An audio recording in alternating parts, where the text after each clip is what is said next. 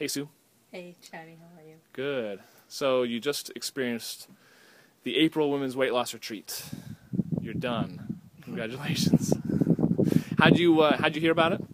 I heard about it because I'd been like cruising your website and had seen little blurbs about it. Mm-hmm. And then I got the Groupon and I thought, is this really the thing that's going to be what kind of makes a difference for me? Right. And I thought, no, probably not, because I'm not going to be like everybody else there, and I'm not going to, I don't really have the same problem as everybody else there, and those kind of things. So then I thought, I keep doing the same things over and over again, and I can't sustain anything, and so I just need something to help me sustain my successes instead of kind of going back and forth. Right, and we've had those discussions because you come to my boot camp as well, where we've had discussions before or after class about just your frustrations with. You've made some good progress, like you mentioned, with some of your goals, but even the weight loss, which you've had some weight loss, but you said you've plateaued. What kind of lent itself to thinking that this retreat might be a good idea versus just continue to come to boot camp and keep working on your nutrition? Is it more than just diet and exercise? It's way more than Of course. just diet and exercise, and it's about how I think about why I do what I do. Yeah. And the decisions I make to do or not do something, and getting in my own way about that.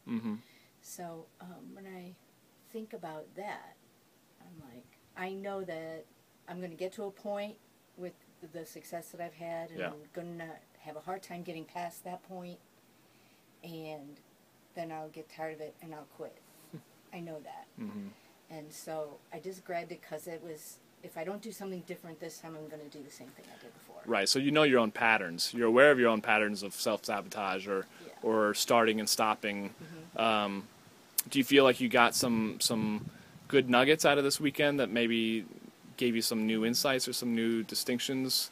Well, here's the biggest thing, I think, is that, or the thing that really struck a chord with me was this afternoon we were talking about how we restrict ourselves or deprive ourselves. And I realized that what I do in my life, and it started with taking care of a sick husband for 2 years, and I would do for him and do all the things that I needed to do to keep us above water or whatever, and I started like getting this superwoman thing, and people would say, you have to take care of yourself, and I'm like, I don't have time to take care of myself. You don't even have a choice in this point. Just And trying to survive. life can wait until I just do this one thing. Yeah.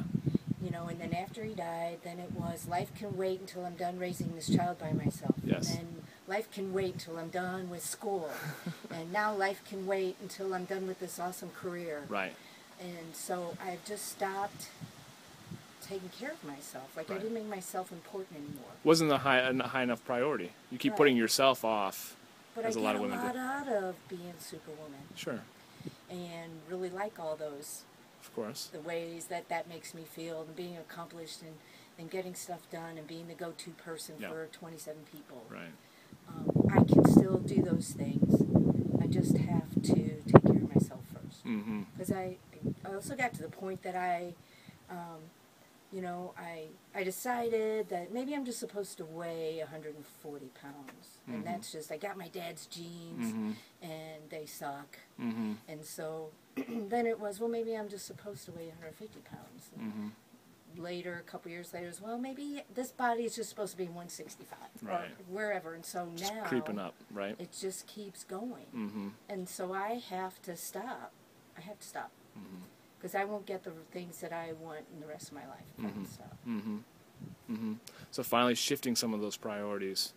Yeah, so for me, in one way, it's about doing less stuff and being more intentional about living. Right. Yeah. What would I say? I think I'd say, even if your story isn't my story, even if you don't have this kind of thing going on that I have, if it's some other thing, that you'll find where you'll find that thing that you're looking for. Because it's not about, I need to be 135 pounds. Or it's not about, I have to go to boot camp every day. Although I go to boot camp every day. Right. That's really not it. It's about changing how I think about what I do and the choices that I make. So there's a piece of that here, like no matter what you're doing to yourself. Right. Right. And that kind of enables you to be in a place where you're present enough to choose what foods go into your system, because we can all do boot camp and that lasts an hour every day, but it's really the nutrition And what drives our decisions to either stay on the diet or go to boot camp is how we feel, our emotions moment to moment. And I'm a reasonably smart person, but I learned things that I didn't know about food. I learned things I didn't know about how I feel makes decisions for me that I'm not even aware of. Right, subconsciously. Yeah. Right. And, so I learned a lot more than I actually thought. That's great. That's huge. That's really good. So you would recommend it? I would. Well, thank you, Sue, so much, and I'll see you tomorrow morning at 5:30 a.m. Yes, I will. And I All right. can't wait, because I Thank you. haven't worked out for 2 days. Exactly. Thanks.